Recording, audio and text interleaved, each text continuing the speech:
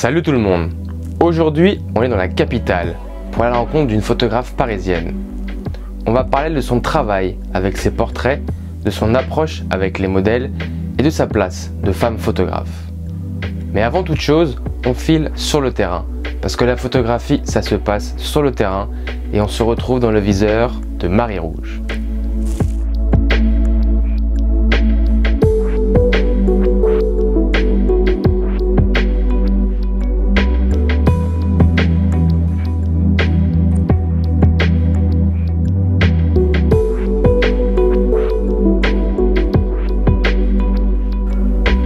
Ouais, c'est parfait, c'est très bien. Ne bouge pas. Non, non, pas du tout. Au contraire, c'est bien composé là, ça marche bien. Bonjour. Marie, éleveuse de chats. Donc j'ai commencé la photo à peu près à 14 ans. Je viens de Basse-Normandie et j'ai fait beaucoup de photos à la campagne pour m'occuper en fait. Je piquais l'appareil photo de mon père, je partais à la chasse aux papillons, ce qui en fait est un sujet un peu hardcore à photographier. Donc j'ai un peu commencé avec le boss de fin de la photo, j'ai l'impression, avec les photos de politique peut-être. Après j'ai commencé à me photographier pas mal, l'ancêtre du selfie. En fait, ça m'a fait vachement de bien parce que j'étais assez complexée. Et, du coup, j'ai commencé à m'apprécier aussi en me photographiant. Et je me suis rendu compte que la photo, ça pouvait avoir vraiment un pouvoir de réassurance de soi. On peut vraiment, en tout cas en faisant de l'autoportrait, se sentir de mieux en mieux. Et moi, ça m'a fait un bien fou quand j'étais adolescente, en fait. Bon, après j'ai tourné l'appareil photo vers les autres parce que bon, je n'allais pas passer ma vie à me photographier. Et au lycée, j'ai couvert toutes les photos, je faisais toutes les photos de manifs étudiantes dans la rue. C'était mon petit rôle en fait, j'étais devenue un peu la photographe de lycée qui photographie tout le monde.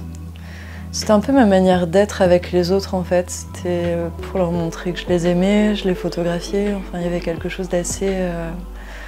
un partage un peu intime. Ouais, comme ça c'est très bien.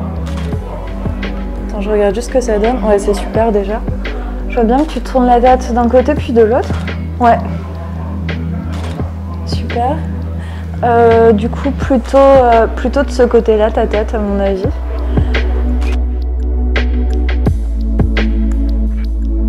Mon travail de commande, c'est souvent des gens que j'apprécie. J'ai de la chance. Je sais pas, c'est comme si les médias avaient compris que mon pouvoir principal en photo, c'est l'empathie et c'est mettre en valeur les gens.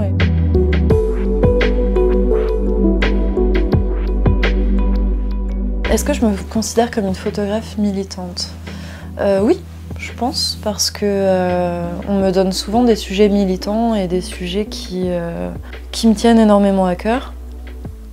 Et je pense que c'est ma manière de lutter, en fait, ma manière de militer, c'est de faire des photos et c'est de faire des sortes d'archives du mouvement féministe et du milieu LGBTQI+.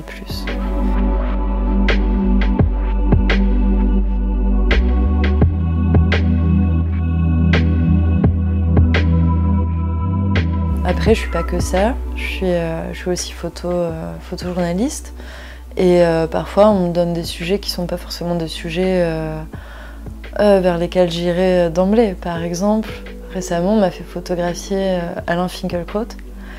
J'avais pas du tout envie de le photographier, enfin j'étais très inquiète parce que je me suis dit quel portrait je vais tirer d'un mec pareil. Qui est un mec complètement à l'opposé de mes valeurs. J'essaye quand même de faire un portrait qui va pas être non plus en train d'incriminer la personne. Il faut que ça reste quand même quelque chose qui montre qui il est. Et moi, en fait, finalement, quand je suis arrivée sur place, le mec, je l'ai vu. Et je me suis dit, en fait, on dirait juste un vieux papy, un peu aigri, quoi, qui est pas... Je sais pas, qui est resté kéblo dans les années 50 et qui reste avec ses idées un peu rances et il est dans son appartement tout feutré.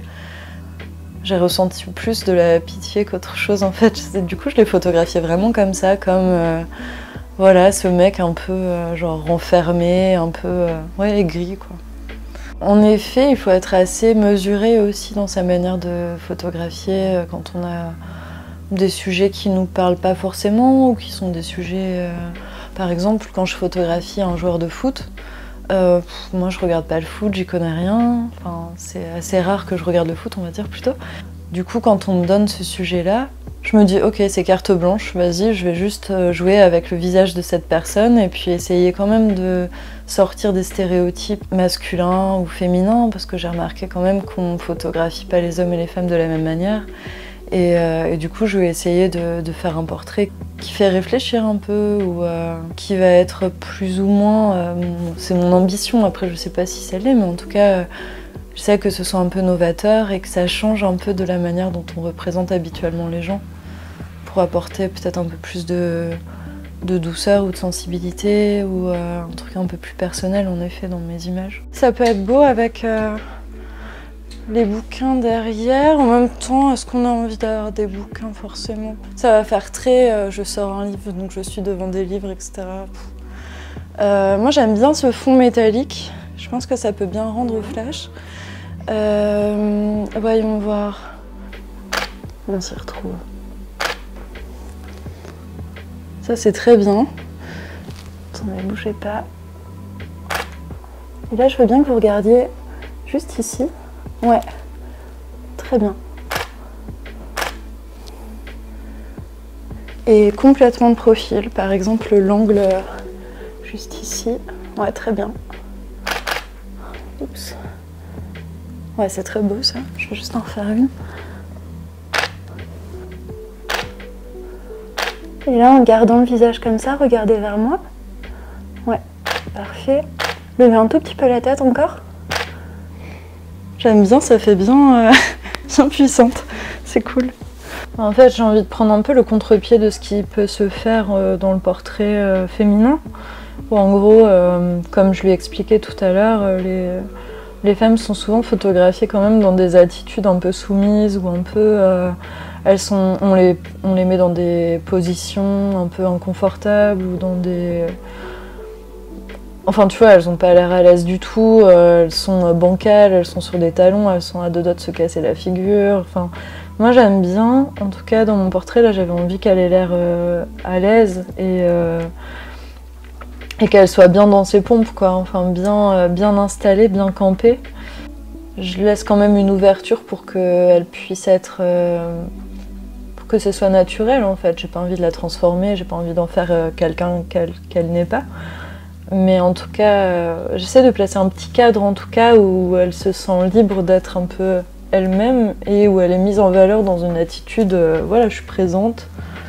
Ça m'arrive hein, d'avoir des portraits où les gens sont un peu éteints, où ça se voit tout de suite quand ils sont pas présents dans l'image et ça c'est vraiment genre ce que j'essaye d'éviter au maximum. Je crois que j'ai une photographie assez frontale. Même si les gens regardent ailleurs souvent ou ont la tête tournée, ils sont quand même dans l'image et on les voit bien, quoi. J'ai besoin qu'on les... Genre, voilà ce que je suis, voilà qui je suis. Et je considère que la photographie de portrait, c'est une collaboration entre le photographe et le modèle. Je trouve que le modèle, il a quand même une énorme place dans l'image, quoi, puisque c'est la personne représentée déjà, mais et qu'on lui doit un peu le... Comment dire? Moi, j'ai pas envie d'écraser les gens, en fait. J'ai envie de leur laisser la possibilité d'être un peu eux-mêmes et de se montrer tels qu'ils sont.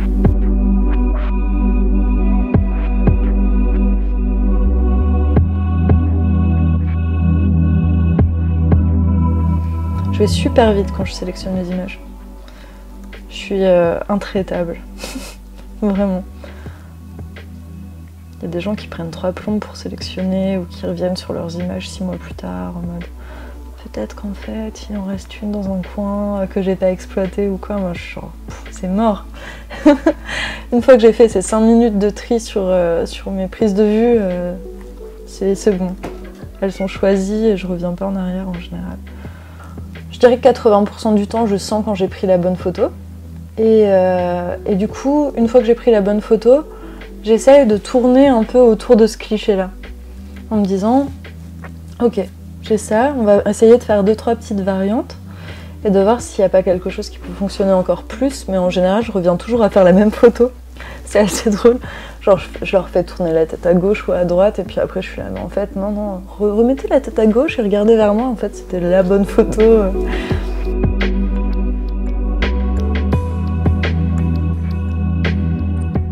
C'est arrivé très souvent, parce que j'ai mon meilleur ami qui vient m'aider parfois sur mes prises de vue. Et à chaque fois que le modèle arrive, il demande « Ah bonjour, vous êtes le photographe ?» genre, à mon ami qui m'aide. Et à chaque fois, on est là « Non, c'est elle la photographe ». Et ça m'arrive, mais très très souvent. Parce que j'ai l'impression que dans la tête, les gens sont restés encore un peu bloqués sur l'idée que non, c'est plutôt les hommes qui sont photographes. Et ça, je trouve ça toujours un peu bizarre. Bon, après... Moi, ça m'empêche pas de travailler. J'ai l'impression, en tout cas, qu'on est dans un élan très positif, en tout cas au niveau de la photo de presse, où les femmes photographes travaillent de plus en plus. On est sur la bonne voie, en tout cas. Parfois, j'ai un peu le syndrome de l'imposteur. Surtout, je l'ai eu beaucoup au début de ma carrière. Je me disais, mais c'est dingue, enfin, il y a tellement d'autres personnes qui font des bonnes photos, pourquoi on m'a choisi moi? Et à chaque fois je me disais mais c'est hallucinant, enfin je suis tellement jeune en plus, qu'est-ce que je fais ici? Et je pense que c'est une question que les hommes se posent un petit peu moins, sans doute. Enfin, j'ai eu l'occasion d'en parler avec des confrères photographes et ils étaient moins dans ce doute de pourquoi je suis là. Ouais, moi j'estime en tout cas ouais, qu'on est sur la bonne voie quand même. Enfin, ouais, je pense. Après, je fais partie des gens qui ont la chance de travailler beaucoup, donc bon, je peux pas parler au nom de tout le monde. Parfois, j'en joue un peu de ce truc. Par exemple, quand je fais des photos de manif un peu chaudes, un peu compliquées, comme les gilets jaunes, je me souviens, je me ramenais et je me disais, ok, je suis une meuf, donc je sais que je vais pas forcément être prise au sérieux. Bah ok, je vais en jouer. Et du coup, je surjoue le truc. Je me ramène, je suis genre super maquillée, je mets mon pull rose, je mets des petites boucles d'oreilles comme j'aime bien mettre, genre super dorées, bling bling. Et je me dis comme ça, au moins, on va pas me prendre au sérieux et on va me laisser travailler tranquille parce qu'on va me prendre pour genre une étudiante ou quelqu'un, je sais pas, qui fait juste de la photo amateur ou quoi. Et je sais que ça m'a vachement aidée pour faire des photos, par exemple, quand je voyais les forces de l'ordre qui commençaient à être violentes envers les manifestants. Je me rendais compte que vraiment, on me prenait pas au sérieux, quoi. Genre, on me laissait bosser tranquille, alors que les autres photographes qui ont leur gilet presse, non, enfin leur gilet, mais leur brassard presse et tout, se faisaient dégager super violemment. Mais vraiment, j'ai pu faire des photos que je pense que j'aurais pas pu faire si j'étais un mec photographe. Donc, en fait, bon, je me dis voilà, la situation elle est comme ça, autant en jouer en fait. Et c'est pareil en politique en fait. Si je suis pas prise au sérieux, bah très bien, ok, je vais faire la meuf un peu con et en fait, ça va me permettre de tirer des images qu'on n'aurait pas forcément, enfin que d'autres auraient pas forcément pu faire. Donc voilà, il faut jouer un peu aussi avec ça. Récemment, j'ai photographié quelques meetings politiques, enfin pas des meetings, mais des visites de politique dans des lieux. C'était vraiment une expérience qui était complètement différente de ce que j'ai l'habitude de faire. Et du coup, je me disais, ok, en fait, en face de moi, j'ai des gens qui me présentent un événement clé en main que je vais photographier et qui veulent certaines images. Moi, je me dis, ok, je vais prendre le contre-pied total de ce truc-là, je vais pas faire les images attendues. Et du coup, je me suis beaucoup questionnée et je me suis dit, ok, comment je m'y prends? Ben, du coup, je me mets à côté, il y a tous les photographes à un endroit, et puis moi, genre, je vais me décaler, je vais prendre l'arrière-plan de la scène, je vais prendre aussi les autres photographes. En fait, ça a développé un peu mon humour dans la photographie. Avant, j'étais un peu premier degré, je prenais les photos et j'essayais juste de... Enfin, pas juste, mais j'essayais de rendre les choses belles et de faire quelque chose de très littéral, quoi. Je prends cette chose et j'essaie de la magnifier, ou bien je prends cet événement ou cette personne plutôt, et j'essaie de les magnifier. Et du coup, en photo de politique, ben, Non, j'essaye pas de magnifier, j'essaye d'avoir un regard décalé, j'essaye de créer des situations un peu marrantes, par exemple. Je me souviens d'un moment où, en gros, BFM faisait une interview en direct avec Julien Bayou, le candidat des Verts. En gros, il était interviewé, la caméra était posée sur une poubelle, avec la journaliste derrière, et puis de l'autre côté de la poubelle, il y avait Julien Bayou. Je trouvais ça tellement drôle, je me suis dit mais le mec, il est vraiment sympa parce qu'il se laisse vraiment interviewer genre devant une poubelle, ça pue la mort et tout, et il est juste détendu vis-à-vis de ça, et je voulais aussi montrer ce truc-là. Montrer que voilà, il y a des politiques qui n'auraient pas forcément accepté ces conditions-là, et c'est aussi d'une certaine manière montrer la réalité des gens et des situations. Essayer de chercher un tout petit peu de vérité dans ce truc un peu fake que peuvent être les événements politiques, quoi. Je pense qu'il y a moyen de faire ces photos décalées, mais pas avec tous les partis politiques. Par exemple, il y avait un moment pour Libération, un photographe qui a témoigné sur son expérience quand il devait photographier les ministres à Matignon, il me semble. Et il racontait qu'en fait tout était cadré, qu'il n'y avait pas moyen de faire une photo avant ni après, sinon on se faisait jeter. Et ça, c'est grave. Enfin vraiment, je pense que là, il y a une atteinte à la liberté de la presse et à la liberté notre travail de photojournaliste. Et que oui, ça se restreint pas mal. Une bonne photo, ça peut être, je pense, déjà une photo qui interroge. Une photo, comme je disais tout à l'heure, dans laquelle on reste vachement bloqué. On va pas sortir de cette image parce qu'elle nous intrigue tellement et elle nous happe tellement. Elle nous intrigue. Voilà, pour moi, il y a déjà le mystère dans une image, c'est ultra important. Aussi, une bonne photo, c'est une photo qu'on n'a pas vue ailleurs. Je sais pas, par exemple, là, la première qui me vient, c'est Jean-Marie Le Pen, photographié par Helmut Newton avec ses Doberman. Cette photo-là, je sais pas, c'est vraiment une photo qui me reste en tête pour l'éternité, parce qu'elle elle est trop bizarre, quoi. Elle est trop maligne à la fois. Enfin, c'est waouh, assez grandiose. Mais ça peut être des choses qui sont beaucoup plus poétiques, des photos dans lesquelles on a envie d'être aussi, quelque part. On a envie d'y être, on a envie de se retrouver là avec cette personne, on a envie de la connaître ou de comprendre ce qui se passe. Ouais, très bien. Tourne un tout petit peu ta tête par là. Ouais, parfait. Bouge pas. Alors, une photo de Marie Rouge, je dirais que c'est une photo colorée, assez contrastée, réalisée avec de la douceur.